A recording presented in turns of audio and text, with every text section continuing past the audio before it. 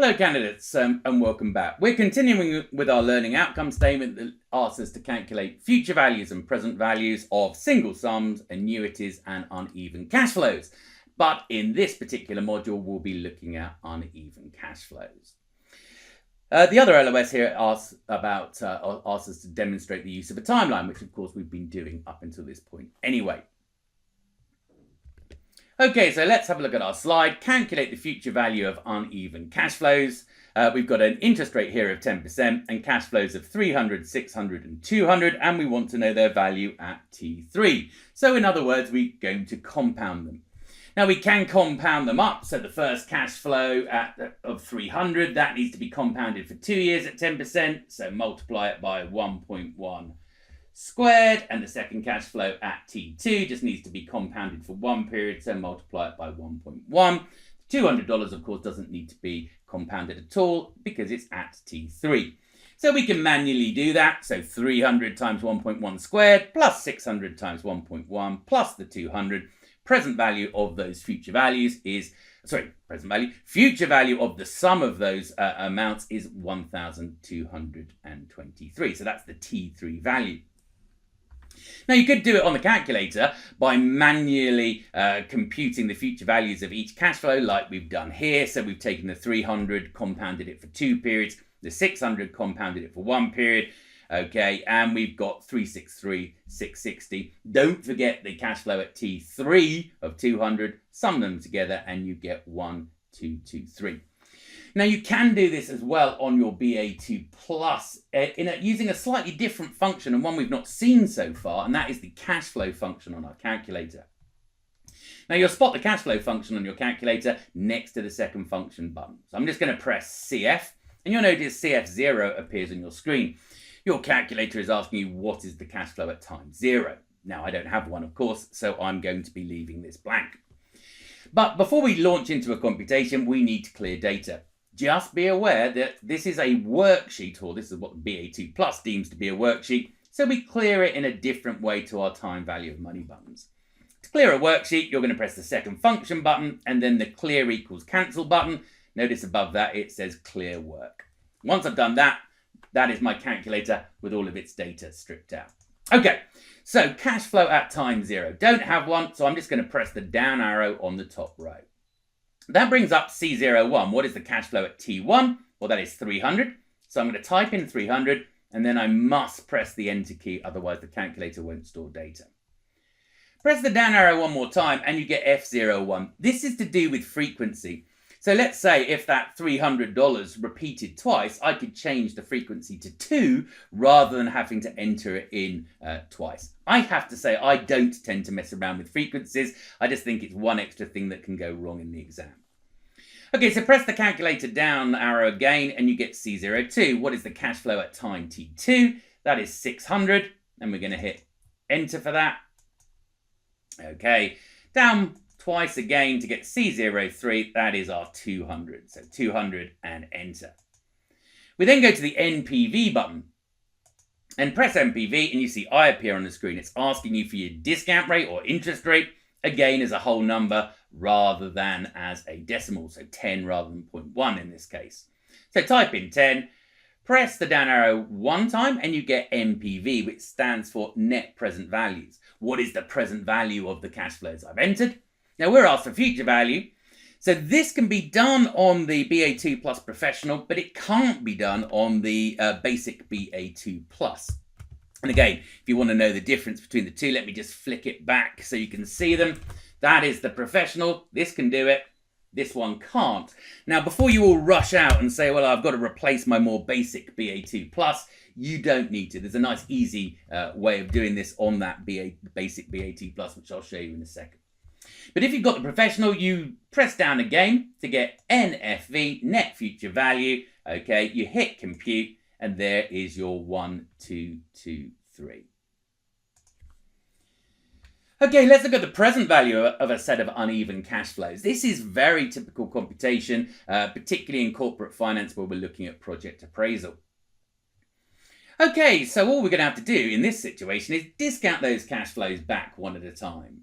So the $300 needs to be discounted back 1 period at 10%, the $600 2 periods at 10%, and the $200 3 periods at 10%. So I could multiply by my discount factors, so 1 over 1 plus my discount rate as a decimal, 1 over 1.1 squared, and of course the final cash flow, 1 over 1.1 to the power of 3. And then sum the present values, of course, to get my answer. So that's exactly what we've done here. We've just discounted the cash flows manually and then summed them together to get a value of 918.86. You could do it on the BA2 Plus calculator, manually discounting each of those cash flows one at a time. But again, that is very time intensive, I think. I don't think there's many savings here. So we're going to use our calculator in cash flow mode again. Let me bring it up. Now notice the cash flows haven't changed. They're the same as the future value example, 300, 600, 200. And notice, if I just clear my calculator for a second just by pressing clear equals cancel and go back to cash flows, if I use my down arrows, I can see that those cash flows are still in the calculator. Remember, the only way to get rid of them is second function, clear equals cancel. So I could just press my MPV button again. There's the interest rate entered as 10. Press down. And we want to get the net present value, so we just compute net present value, and there it is, 918.86. Now, as I said up with the basic BA2 Plus calculator, it has MPV, but it doesn't have NFV. But as long as you've got net present value, all you need to do is compound that up to get net future value. There's our net future value, 1223 that we computed earlier. In other words, if I take the present value and simply multiply by 1.1 to the power of 3, then I'm going to get my future value of 1223. Okay, so it's not worth running out and buying a new calculator just because you have to multiply by 1 plus your discount rate compounded up to the end of the period. Fabulous, so that is the present value of uneven cash flows. Now, next LOS is, or next computation that comes up is calculating payment. So let's have a look at this example. At an expected rate of return of 7%, so that is our IY, that is our discount rate, 7%, how much must be deposited at the end of each year for the next 15 years to accumulate 3,000? So that 3,000 represents the future value. And what we're really asked to do here is calculate the payment. What annuity amount would we need to have $3,000 at T15? So in this case, we've got our discount rate, we've got N, okay, and we've got future value, and we're just going to compute payment. Okay, so yes, all we're really saying here is let's compound payments up, okay, and of course remember the payment at T15, sum them together, and they've got to equal the future value of 3,000. So the question is, what is the payment? So doing it on the BA2 Plus, N equals 15, IY 7. As long as you've done second function future value before starting your computations, you don't need to enter PV equals 0 because it would have been reset. Future value 3,000, compute payment, and you get 119.38. Let's just prove that on our BA2 Plus. Let me bring mine up. So again, good habits, second function future value, just to strip the calculator time value and money buttons off. So 15 is our N, so 15N, 7 IY, future value of these cash flows is 3,000, and I'm just going to do compute payment, and there's the 119.38. Lovely, so nice and straightforward calculating payment. Let's have a look at this one. For a $2,000 13-year loan with equal end-of-year payments and an annual interest rate of 6%, how much will the payments be?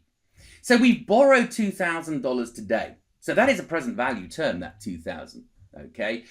So we're now asking, if we borrowed 2,000 and we need to make annual year-end payments, and the interest rate is 6% and there are 13 payments, how much must each of those payments be? So this time we've got N, okay, we've got IY, we've got present value, and we're computing payment. But again, all we're simply saying is if we discount those payments back at 6%, they should give us the present value of 2,000. Okay, so we can do it on the BA2 plus calculator. N equals 13. IY, interest rate in this case is 6%, so 6 as a whole number. Present value 2,000. Future value 0. But again, if you reset your time value and money buttons, you could ignore that. And compute payment, and you get 225.92. As per normal, I'll do it with the BA2 plus just to make sure we do get that figure. So second function, future value to clear my time value money buttons. And I'm good to go. So 13 and N, 6 and IY.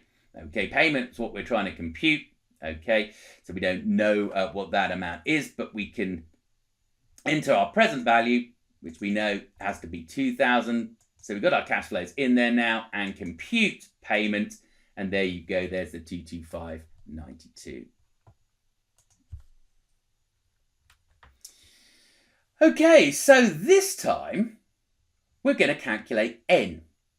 So notice this says how many $100 end of year payments are required to accumulate 920. Accumulate, so that would be the value at the end of the period. Okay, that's our future value if the discount rate is 9%.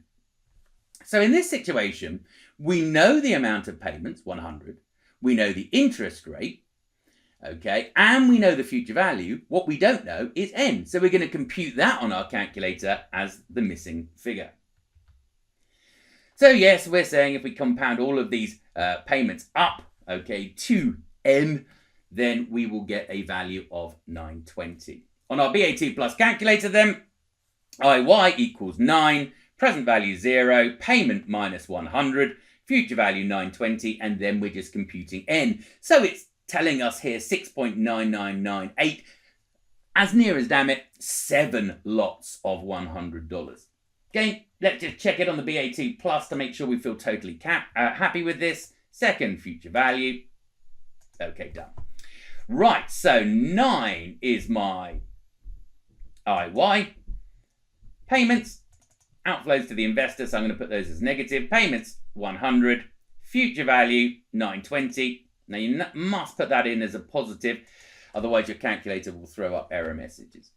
So I've got all my detail in there, and I'm now just going to go compute N, and there you go. There is the 6.999, in this case 75, 6.99975 years, okay, or periods. Lovely. Okay, so that's calculating N. So again, we're going to have a little look at calculating it again. This time we've got a $1,000 ordinary annuity and it earns an 8% return. How many $150 withdrawals can be made out of that amount? So again, all we're simply saying is the present value of all of those withdrawals has to come to the $1,000 present value of the ordinary annuity. So this time we've got present value, we've got the payment amount, and we've got our interest rate. All we don't know is N, so we're going to use the calculator to solve that. So IY 8, present value 100, payment minus 150. Again, if you're going to put the present value in as a positive, then the payments and future values need to be negative, or vice versa. Otherwise, you're going to get an error message on your calculator. Okay, future value 0, and we're going to compute N to get 9.9029. Let's do it. Let's do it on our calculator. So, second function, future value. Nice. Strip my time value money buttons. So, 8 is IY. Present value is 1,000. Payments are 150 negative. And I'm just going to compute N, how many of them? And I can see 9.9. So, nearly 10 lots of 150. Now, the remaining thing is to calculate IY. Okay, so calculate the discount rate. So this time, notice we've got an investment of $100, and at the end of the next 5 years, it will be worth $600. Okay, so in other words, we're going to invest $100 at the end of each of the next 5 years, and at the end of those 5 years, it is worth $600. So that is our future value. What is the annual rate of return on this investment? So what is our discount rate? That's what we're asking here. So this time, we're just compounding those amounts up, okay, to get a future value of 100. We just don't know the rate used to compound them, and we're going to ask our calculator to compute this for us. So our n here is 5, okay, present value, irrelevant, so 0. Payment, minus 100. We know the future value is 600, okay, and compute IY.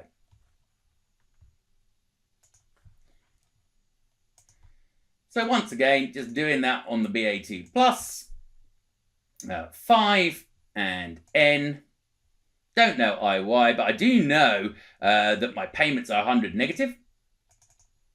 I'm going to put those in, 100 negative, payment, okay, and we know the future value is worth 600. And then all we need to do is compute IY, and there it is, the 9.128. Now, my calculator did that instantly because actually it's my laptop that is running this calculator. With the actual BA2 Plus, you might notice a tiny dimming of the screen before the answer appears. And that's because your calculator is essentially guessing discount rates here and trying to narrow them down. Okay, so it's doing it as an iterative process rather than being actually able to compute. Okay. Well, let's have a look at another one. This time, $700 deposit today will buy an ordinary annuity that pays $100 per year at the end of the next 10 years. So we're getting $100 each year for 10 years. And we're asked, well, what is the discount rate associated with this? So this time we've got a present value of 700. We know the payment sizes. We know N. We just don't know the discount rate. But what we do know is when we discount all of those $100 back, we get a present value of 700. So again, using our BA2 plus for this, N equals 10, present value minus 700. Again, remember, I tend to do it from the investor's point of view, saying, hey, look, if I pay into a deposit, i.e. a cash flow out into a bank account for me, so that's minus 700, then I will receive inflows of 100 for each at the end of each year for 10 years. Okay, and they get an answer of 7.028. Let's just confirm. So second function, future value, strip my calculator out. So 10 is N. Don't know IY, that's what we're calculating, but we do know the present value is 700 negative. Okay, we do know the payments. They are 100. And I'm just going to do compute IY, and there is our 7.07%. Okay, now this is a nice one here because this kind of puts it all together in almost like an exam style question. So notice it says you must make 5 annual $1,000 payments. The first one starting at the beginning of year 4. Now be careful with your timelines. The temptation therefore is to put the cash flow at T4, okay, this point here. But that would be wrong because that would be the end of year 4. Notice 1 is the end of year 1, 2 is the end of year 2, 3 is the end of year 3, 4 is the end of year 4. And we're told at the beginning. So our first cash flow is actually not at T4, it's at T3. Okay. So I want you to start thinking of these periods as T3 being the end of year 3, the start of year 4. Okay, so we are going to make 5 $1,000 payments starting at T3. We've just established. Okay, so here are our payments, 1,000, 1,000, 1,000, 1,000, 5 lots of 1,000. And it says to accumulate the money to make these payments, you want to make 3 equal payments into an investment account, the first to be made 1 year from today. So we're making 3 lots of payments at T1, T2, and T3. We've got a 10% rate of return. What is the amount of the 3 payments required? Okay, so in other words, what are our question marks? Well, this, again, very typical of a kind of quant-based exam question. First things first is, let's work out the future value of what those payments need to be. And to do that, all I need to do is work out the present value of my $1,000 payments. But again, what I'm going to do as a bit of let's pretend, because what I've got here is a delayed annuity. So I'm going to pretend that this is T0, this is T1, this is T2, this is T3, this is T4. So I've got 5 payments. Now, if I'm pretending that this is T0 and there's a payment there, then of course I'm going to need to use begin mode. Remember, using begin mode tells your calculators cash flows start at the beginning of each period, not at the end. Okay, so first of all, work out the present value of your $1,000 at T3, and then that will become the future value of your annuity, and then you can compute the payments. Let's do it.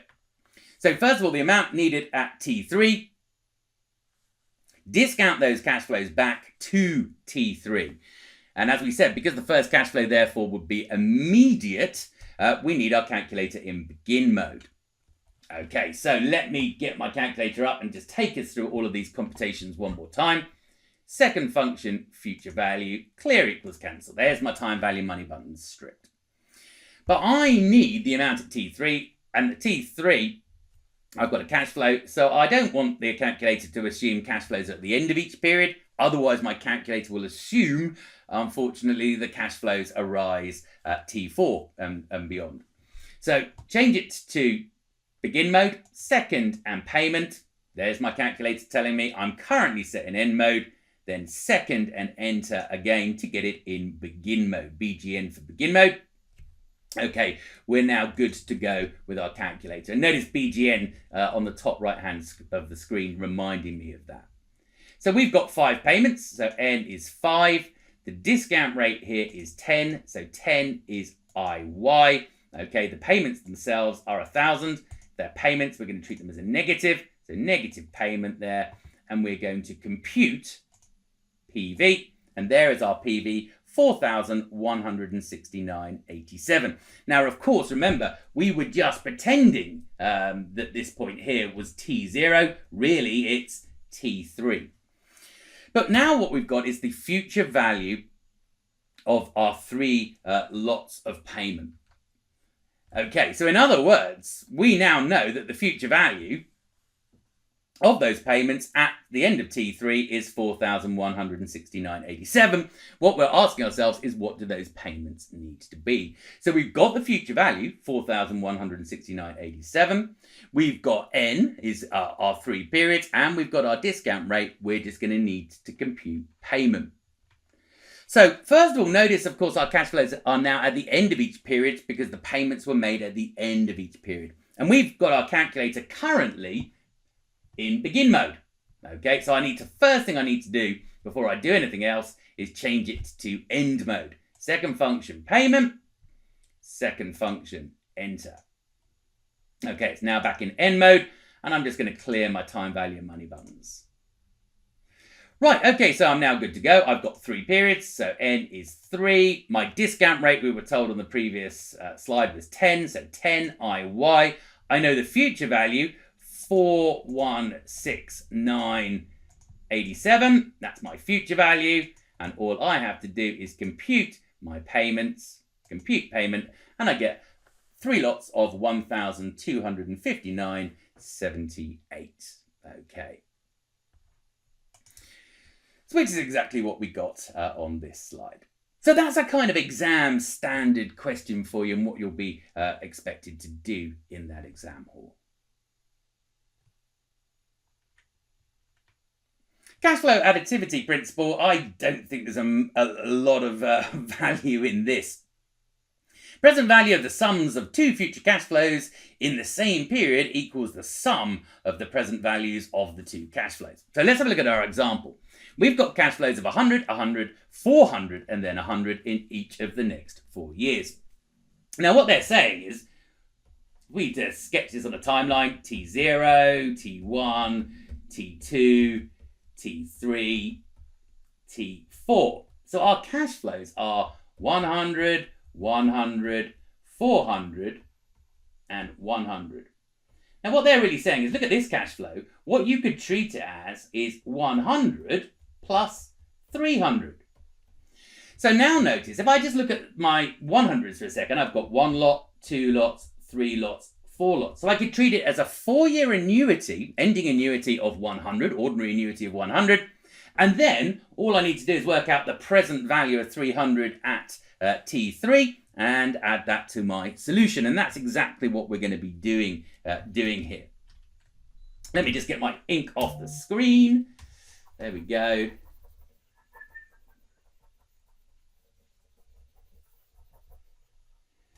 So notice what we're doing here is we're looking at, first of all, an annuity of $100 each period. So N is 4, IY 10, payment 100. Compute the present value of that annuity, 316.99. Then, of course, we've got that additional 300 payment, okay, at T3. So notice that 300 we treat as a future value, N equals 3, compute its present value, and that's 225.39. Add the two amounts together, and of course, job done. You get 542.38. Alternatively, of course, you could use the uneven cash flow function on your calculator. So that's the way I would do this in the exam. Hit CF, second function clear equals cancel to erase the data. No cash flow at T0, so C01, 100. Now notice the cash flow at T2 is also 100, so I could change frequency to 2, but I think that starts to get tricky. I don't think there's really much value in doing that. So I'm just going to press down and do C02. I'm going to enter the cash flow manually rather than saying it repeats. C02, 100, enter. Down, C03, 400, and enter. And C04, 100. And enter. Press my MPV button. Tell my calculator the interest rate, 10, and enter. Down one more time to get MPV, hit compute, and there you go, 542.38. I think that's probably the approach I'd be taking in the example.